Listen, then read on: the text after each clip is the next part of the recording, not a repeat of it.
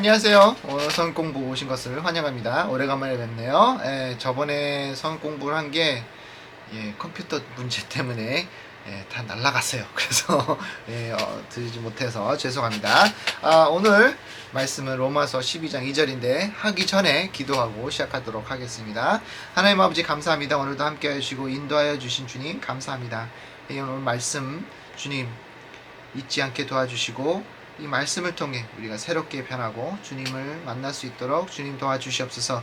이 시간 주신 것을 감사하고 이 모든 기도를 예수님의 이름으로 기도했사옵나이다. 아멘. 오늘은 로마서 12장 2절입니다. 아마 화면에 나와 있을 거예요. 같이 읽도록 하겠습니다. 너희는 이 세대를 본받지 말고 오직 마음을 새롭게 함으로 변화를 받아 하나님의 선하시고 기뻐하시고 온전하신 뜻이 무엇인지 분별하도록 하라. 아멘. 여러분, 변화를 받는 게 뭐라고 생각하세요? 변화하면 뭐가 생각나세요? 이전에 이런 모습, 이렇게 있었던 것들이 새롭게 변화. 지금 저는 아마 지금 한국 가면 못 알아볼 거예요. 너무 많은 변화가 있어서. 없었던 빌딩도 많이 생겼을 거고, 또 제가 십몇 년 전에 갔었던 그 한국은 아마 많은 변화가 있어서 알아보지 못할 거예요. 그게 아마 저는 변화하면 그렇게 생각나는 것 같아요.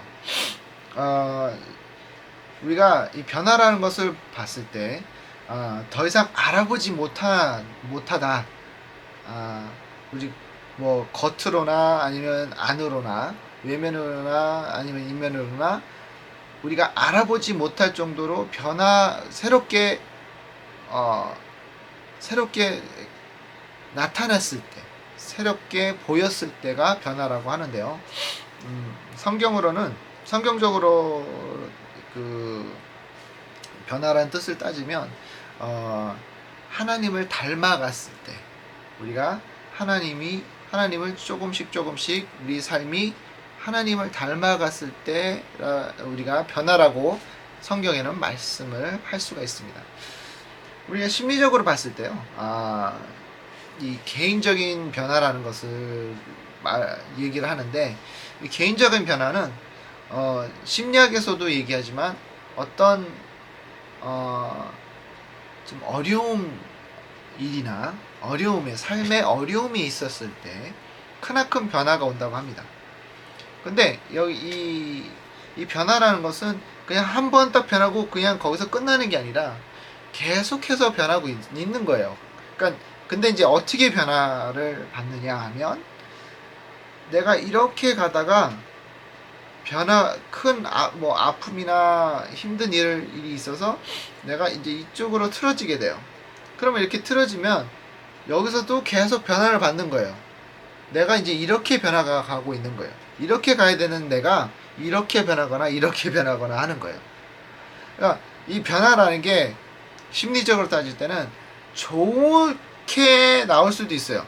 사람이 큰 어려움을 겪어서 아픔을 겪어서 이제 새롭게 변해서 더 강하고 더욱더 새롭고, 그런 아픔을 잘 버텨내고 이겨낸 사람들이 이제는 그 아픔을 이제는 더 이상 내 자신을 아프게 하지 않고 더 강한 모습으로, 좀 더 센 모습으로 나올 수 있는가 하면, 한편으로는 또 완전히 반대로 변화받을 수가 있어요. 잘 건강하게 내가 자라다가 아픔과 시련을 맞이하면서 악한 사람으로 변할 수도 있어요. 그러니까 연쇄살인마 같은 사람들이 보면 대부분 다는 아니지만 대부분 그 사람의 이제 어렸을 시절이나 이런 걸 봤을 때 많은 힘든 일들이 있었어요. 많이 맞았다든지 무시를 당했다든지 이런 아픔들이 많아요. 근데 그 아픔들을 통해 이 사람은 이 연쇄살인마는 악하게 변한 거죠. 그러니까 삐뚤어지게 하는 거예요. 그러니까 한국말로 하면 삐뚤어진다고 그러잖아요. 이 삶이 삐뚤어진 거예요. 그래서 삐뚤어지는데 거기서 삐뚤어지면서 멈춘 게 아니라 계속해서 더 안 좋게 변화가 되고 있는 거예요. 그러니까 진화가 되는 거예요. 그 아픔이. 그래서 이 삐뚤어짐이 계속 이어가는데 안 좋게 이어가는 거죠. 그러니까 우리가 정말 열심히 이 아픔을 통해 좀 더 새롭게 되고 좀 더 좋게 되는가 하면 또 한편은 안 좋게 변할 수도 있다. 심리적으로 그렇게 볼 수 있으면 됩니다. 그러니까 이 개인적인 변화가 왔을 때 우리는 새로운 아이디어를 맞이하고요. 개인적인 변화가 왔을 때 새로운 목표가 생기고요. 또 개인적인 변화가 왔을 때 나에게 성공이 무엇인지를 이제는 우리가 그거를 잴 수 있는 잴 수 있는 그 능력이 새롭게 되는 거예요. 이제는 요만큼을 했었던 내가 이제는 이만큼 할 수 있다. 이만큼 했으니 나는 이제 더욱더 더 크게 할 수 있다. 이렇게 변화가 되는 거예요. 그러니까 아까도 예를 들어서 좋게 변하면 농구 선수가 농구를 처음엔 잘 못했다가 이런 아픔과 시련을 통해 더 열심히 해서 더 잘 그 아픔을 덧입고 일어나서 더 잘하고 좀 더 잘하는 이제는 이 정도 했는데 나는 더 잘할 수 있어 막 이렇게 내가 성취할 수 있는 목표들이 좀 더 높아져 가는 이상 또한 연쇄살인마 같은 경우에는 이제는 이렇게 사람을 때리거나 아프게 했는데 이거 갖고는 안 되고 성이 안 차니까 다른 목표는 무엇인가? 난 이제는 사람을 죽일 수도 있을 것 같아. 그래서 막 사람을 죽이고 또 한 명 죽었으니까 이제 2명도 돼. 이렇게 계속해서 올라가는 것처럼 그렇게 변화받는다라고 얘기합니다.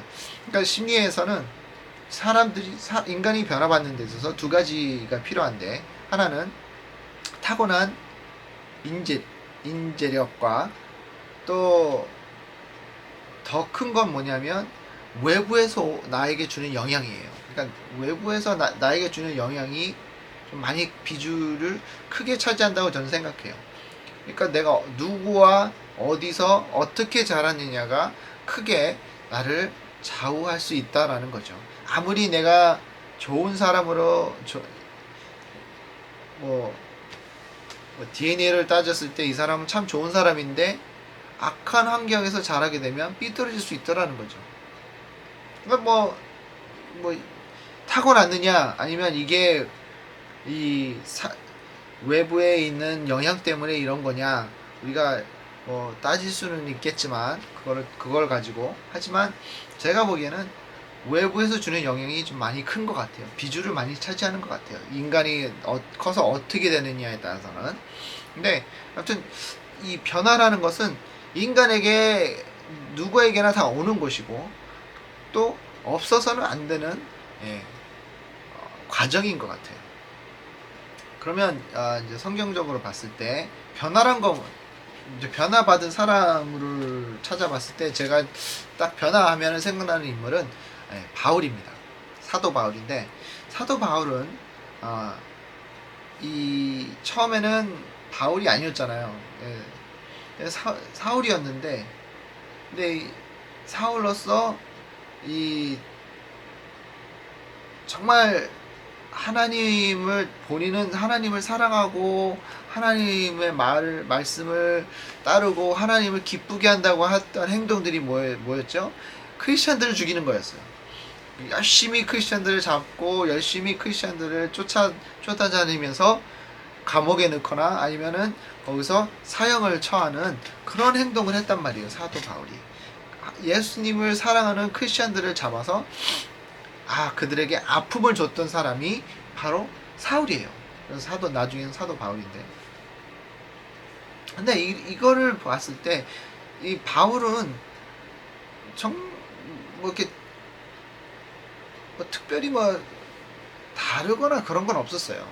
똑똑하긴 했고 또 아주 열심으로 이제 제사장으로 열심히 하긴 했지만 근데 특별히 크게 봤을 때는 이 사람이 특별하다 이런 거는 없었는데 하나님이 예수님께서 사도 바울을 쓰시고 이용하셨을 때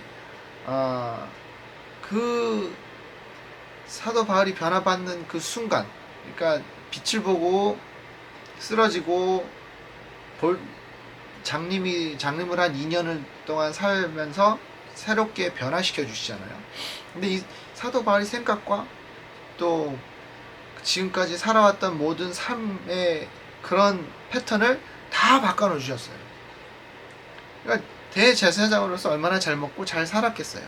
하지만 이제는 모든 것을 다 잃어버리고 내가 생각했던 내 생각과 내가 살았던 그 삶의 패턴과 또 내가 그 전에 말했던 말투나 이런 것들이 다 변화받고 새롭게 태어났을 때 그 순간 사람들이 처음에 사도 바울을 딱 봤을 때 이 사람이 어디서 우리를 죽이던 사람인데 왜 여기 있을까라는 그런 두려움이 있었긴 하나 이 사람이 변화받은 모습을 보고 말투나 행동이나 이런 걸 봤을 때 이 사람 진짜 변했네 하고 변했던 그 사도 바울을 통해 하나님이 크게 쓰셨죠. 정말 사도 바울만큼 이 세상을 흔들어 놓고 이 세상을 변화시킨 사람은 아마 없지 않았을까라는 생각이 듭니다. 그러니까 사도 바울이 변했었던 이유는 하나님이 이 사도 바울을 원하셨고 이 사도 바울에게 시련과 어려움을 주셨죠. 왜냐하면 그 전에 알고 있었던 편했던 삶을 다 버리게 되고 어려운 그러니까 사도 바울이 사도가 된 후에 얼마나 많은 시련과 어려움이 있었어요. 몇 번 죽을 뻔했고 몇 번 물에 빠져 죽을 뻔했고 돌에 맞아 몇 번을 죽을 뻔했고 굶어 죽을 뻔했고 이런 어려움과 아픔 시련들이 있음에도 불구하고 사도 바울은 그것을 더 좋아했고 감사하는 그런 모습을 볼 수가 있었죠.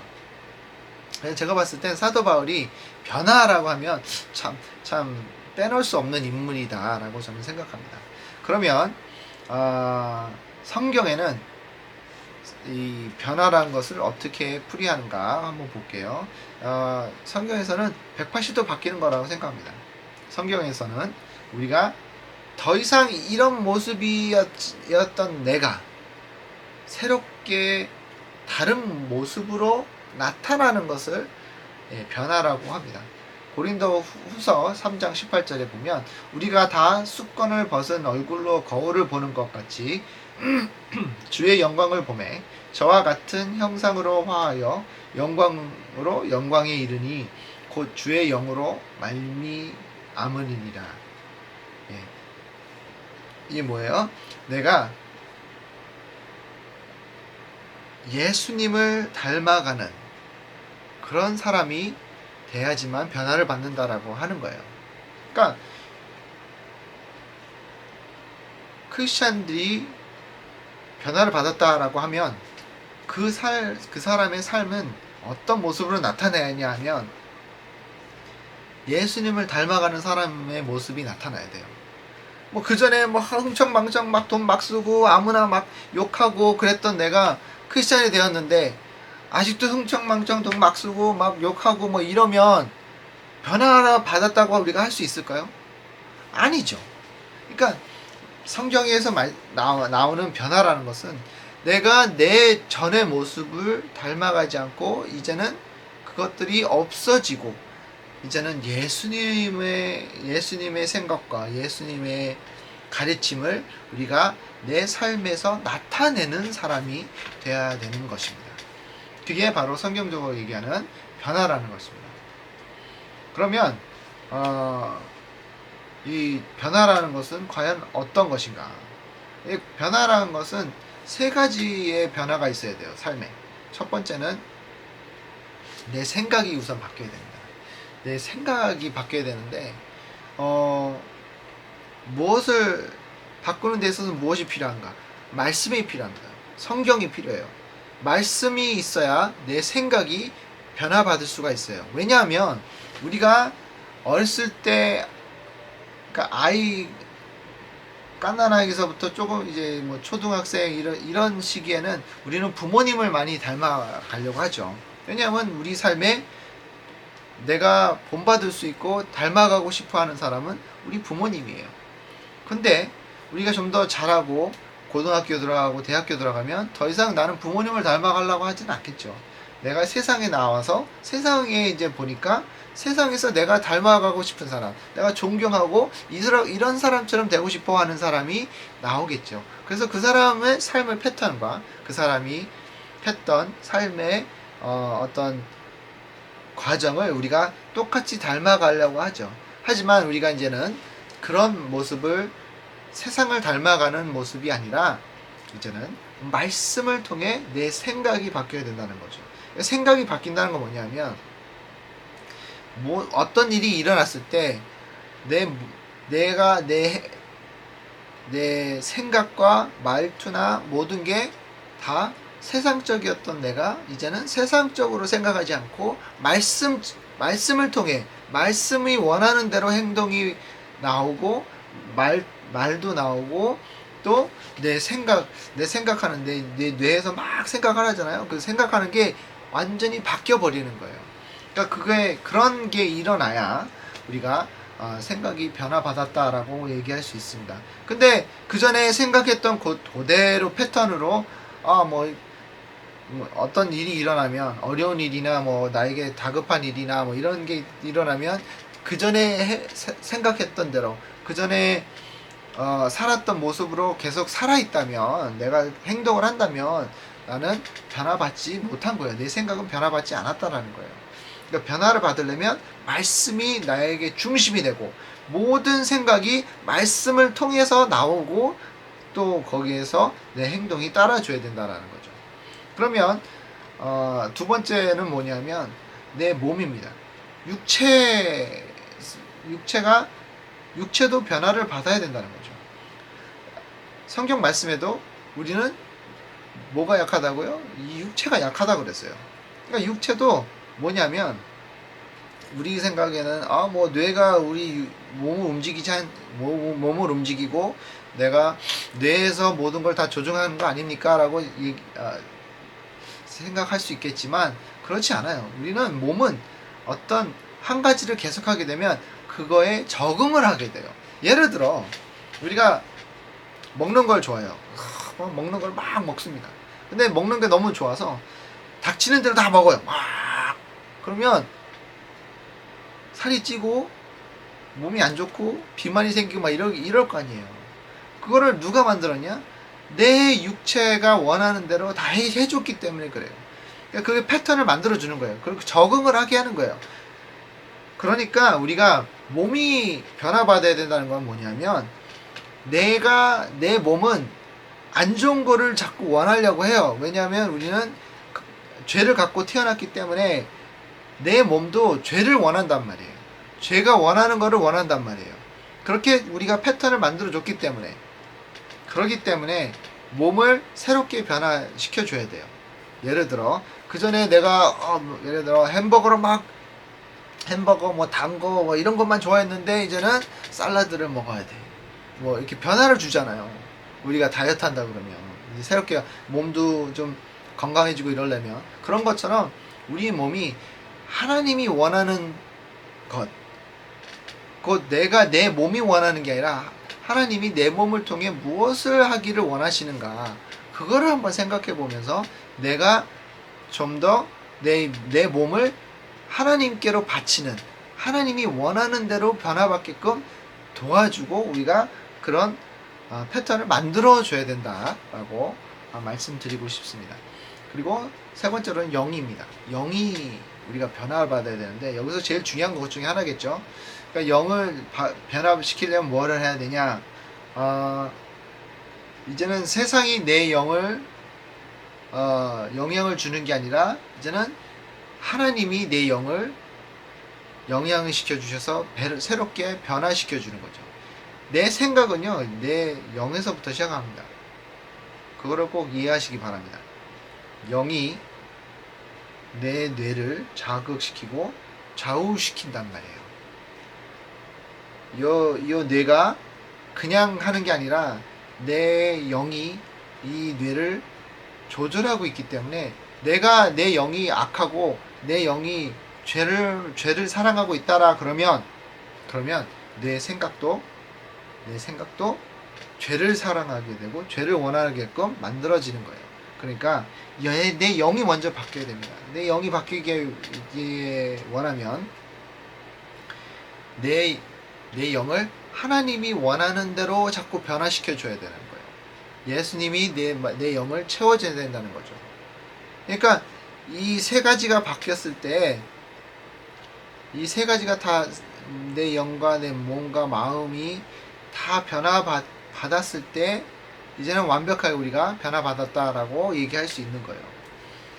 변화를 우리가 이제 경험하고 느낄 때 그냥 생기는 게 아니라, 그냥 어느 순간 갑자기 변하는 게 아니라 차차차차 내가 우선 하나님을 만나면서 하나님께 맡기면서 하나님을 따라가는 그런 모습이 나타났을 때, 그렇게 내 생각, 내 영이, 내 생각이, 내 몸이 모든 게 일치하여 하나님을 따라가는, 하나님을 닮아가는 모습을 나타냈을 때 변화가 온다라는 것입니다. 그러면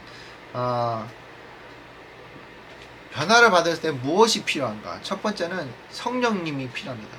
첫 번째는 성령님이 우리를 인도해 주시고 가르쳐 주시고 우리를 인도해 주신단 말이에요. 근데 이 성령님이 없으면 우리가 변화받는 데 있어서 제대로 변화받을 수가 없어요. 성령님이 우리의 삶에 있어야 돼요. 항상 있어야 돼요. 성령님이 없으면 우리가 변화를 받을 수가 없단 말이에요. 성령님을 우리가 항상 기도로 맞이해야 되고 성령님을 불러야 되는 거죠. 말씀에 성령님을 기도를 통해 내 마음을 채워라라고 하죠. 근데 우리가 그렇게 하지 않으면 성령님이 가르쳐 주시고 인도해 주시고 또 우리를 이끌어 주시는 데 있어서 그걸 제대로 역할을 할 수가 없잖아요. 우리가 성령님이 없으면. 내가 원하는 대로 성령님이 없으면 다른 게 인도를 해야 되는데 세상이 나를 인도하던가 아니면 내 이기적인 내 자신이 자꾸 내 삶을 이끌어가고 인도하려고 하기 때문에 성령님이 필요하다는 겁니다. 두 번째는 예수님이 필요하죠. 예수님이 필요합니다. 내 마음속에 예수님이 들어오셔야 이 변화가 시작이 될 수가 있어요. 이 변화의 발동은 예수님이라는 거죠. 예수님이 없으면, 예수님이 내 마음속에 들어오시지 않으면 변화라는 것을 우리가 시작도 할 수가 없다라는 거예요. 예수님을 통해 우리가 그 예수님 가르침을 통해 예수님이 남겨주신 교훈을 통해 우리가 새롭게 변화를 받고 새롭게 내 삶을 완전히 바꿔놓는 그런 변화를 우리가 느낄 수 있고 또 볼 수 있게 된다는 겁니다. 마지막으로 우리가 필요한 건 뭐냐, 변화를 받을 때 필요한 건 뭐냐면 시련이에요. 우리는 시련을 원하지 않습니다. 저도 시련을 뭐 이렇게 좋아하거나 그런 거 아니에요. 저는 시련을 경험하거나 또 내 삶에 이 시련을 간다는 거는 보람직하지 않습니다. 원하지 않아요. 하지만 이 시련이 없으면 나에게 변화가 올 수가 없어요. 왜냐하면 나는 이렇게 가는데 변화를 받으려면 뭔가가 나를 여기서 막고 새롭게 올라가거나 내려가거나 옆으로 가고 좌우로 가는 어떤 변화가 있어줘야 되는데, 그렇게 변화를 주려면 이런 어려움이나 시련이 내가 그냥 그대로 가던 길을 막아줘야 돼요. 막아줘야 내가 깨닫고 이렇게 하면 안 되지, 내가 이렇게 더 이상 하면 안 되지 라는 거겠죠. 예를 들어서 알코올 중독자가 알코올을 계속 마시고 있어요. 그러면 알코올 중독자가 알코올을 계속 마시고 있으면 어느 순간 이 어려움이나 시련이 있어야 알코올을 마시면 안 되겠구나 라는 것을 느끼고 자극을 받아야 되잖아요. 그러니까 이 시련은 어떻게 보면 우리 삶의 자극이라고 말할 수가 있을 것 같아요. 그래서 이런 시련을 통해 우리가 자극을 받고 내가 이렇게 살면 안 되지, 나 혼자 할 수 없다, 내가 이거를 이겨낼 수 없다, 혼자 이겨낼 수 없다라는 것을 깨닫고 하나님을 찾게 되는 그런 모습을 우리가 볼 수 있게 되었을 때, 그랬을 때 우리가 삶의 변화가 오지 않을까라는 것입니다. 어떻게 보면 이 시련이나 어려움은 우리가 원하는 건 아니에요. 우리가 이걸 즐기거나 이런 것도 아닙니다. 하지만 없어서는 안 돼. 변화라는 게 오려면 시련이나 어려움이 없으면 안 돼요. 우리가 그거를 두려워서도 안 되고 도망가서도 안 된다는 겁니다. 우리는 그런 걸 좋아하죠. 이런 꼭 이래야 되나? 꼭 이렇게까지 해야 되나? 뭐 이런 것까지 해야 내가 이렇게 변하나? 맞아요. 아니면 그런 자극이 없으면 우리는 그대로 그전 삶을 그대로 살고 있을 거예요. 변화가 없을 거예요. 왜냐하면 편안하니까. 인간은 편안한 걸 좋아해요.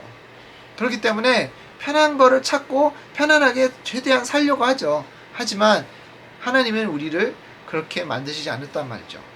새롭게 변화 주시기 원하고 예수님을 닮아가는 우리가 되기를 원하시는데, 그렇게 하기 위해서는 이런 시련과 어려움 또 자극을 주신다는 겁니다. 마지막으로 우리가 변화받으면 어떤 결과가 나오는가. 첫 번째, 우리 삶이 더 이상 부정적으로 보는 게 아니라 이제 긍정적으로 보게 됩니다. 좋게 변화받으면, 예수님이 나를 변화시켜 주시면 내 삶을 더 이상 부정적으로 보는 것이 아니라, 내 앞날을 부정적으로 생각하는 것이 아니라 이제는 긍정적으로 더 좋게 또 기쁜 마음으로 내가 새롭게 내 삶을 맞이할 수가 있게 되는 것입니다. 또 변화받으면 우리가 무엇을 얻을 수 있는가 하면, 내 삶에 이제는 더 이상 의미 없는 삶이 아니라 의미가 있는, 내가 내 삶이 그냥 어쩌다가 그냥 만들어진 그런 사고로 만들어진 것이 아니라, 하나님께서 나에게 의미 또 의무를 주셔서 내 삶에 의미가 있고, 하나님이 주신 의무를 내가 잘 맡아 이제는 열심히 그런 방향으로 나아가는 내 모습을 볼 수 있게 되는 것입니다. 마지막으로는 내가 이 좋은 영향을 받고 변화를 받아서 내 주위에 힘들어하고 또 이 삶의 의미를 모르고 그냥 있는 그런 분들에게 좋은 영향을 끼쳐 드릴 수가 있게 되는 것입니다. 우리는 크리스찬으로서 남에게 좋은 영향을 끼쳐주는 사람이 되어야 돼요. 그러기 위해서는 우리가 변화를 받아야 되잖아요. 우리가 새롭게 변하고 새롭게 예수님을 닮아가는 사람이 되었을 때에 우리는 우리 주위에도 새롭게 또 그리고 좋은 영향을 끼칠 수 있는 사람이 될 수 있다고 저는 생각합니다. 오늘 성경 공부 어떠셨는지 모르겠지만, 여러분들이 변화를 받기 위해선 시련이 없이는 될 수가 없고, 예수님 없이는 될 수가 없고, 성령님 없이는 될 수가 없다라는 것을 다시 한번 기억하시고 새롭게 변화 받으시기를 예수님의 이름으로 축원합니다. 기도하겠습니다. 하나님 아버지, 감사합니다. 오늘 좋은 말씀 주신 것 감사합니다. 이 변화 받는 데 있어서 하나님, 우리가 좀 더 깊이 알아보고 또 새롭게 변화받는 데 있어서 예수님을 통해 우리가 새로운 삶을 살고 주님을 기쁘게 하는 삶을 살 수 있도록 주님 도와주시옵소서. 이 시련을 주신 것을 감사합니다. 어려움을 주신 것을 감사합니다. 하지만 잘 이겨내는 데 있어서 주님 없이는 할 수 없사오니 찾아와 주셔서 힘을 주시고 능력을 주시옵소서.